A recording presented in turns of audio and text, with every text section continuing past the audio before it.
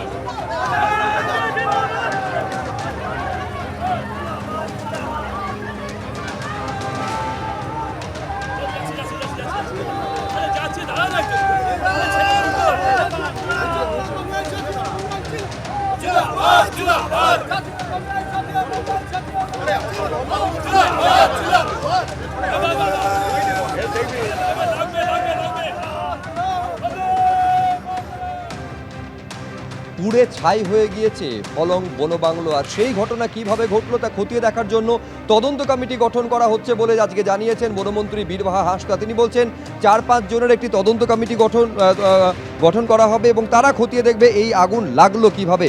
পাশাপাশি তিনি এও বলছেন রেল দুর্ঘটনা থেকে নজর ঘোরাতে বিরোধীরা রাজনীতি করছেন। এই হলং বনবাংলোয় কিভাবে আগুন লাগলো তা তদন্ত কমিটি খতিয়ে দেখবে।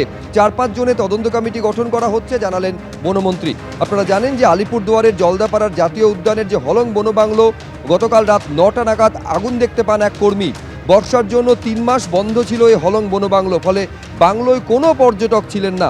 আগুন লাগার খবর পেয়ে প্রায় 1 ঘন্টা পর ফালাকাটা হাসিমারা থেকে দমকলের 2টি ইঞ্জিন পৌঁছয়, কিন্তু ততক্ষণে পুড়ে ছাই হয়ে গিয়েছে কাঠের তৈরি হলং বনবাংলো। কিন্তু এই আগুন লাগলো কিভাবে তা খতিয়ে দেখার জন্য তদন্ত কমিটি গঠনের কথা জানিয়েছেন বনমন্ত্রী। তারা অনেক রকম ভবিষ্যৎবাণী করবেন রাজনৈতিক কারণে, কারণ রেলের এত বড় দুর্ঘটনা ঘটেছে সেটা থেকে মানুষের চোখটাকে অন্যদিকে ঘোরানোর জন্য তারা রাজনীতিটা করছেন। আমি আবারও বলি, তদন্ত না হলে আমরা বলতে পারছি না।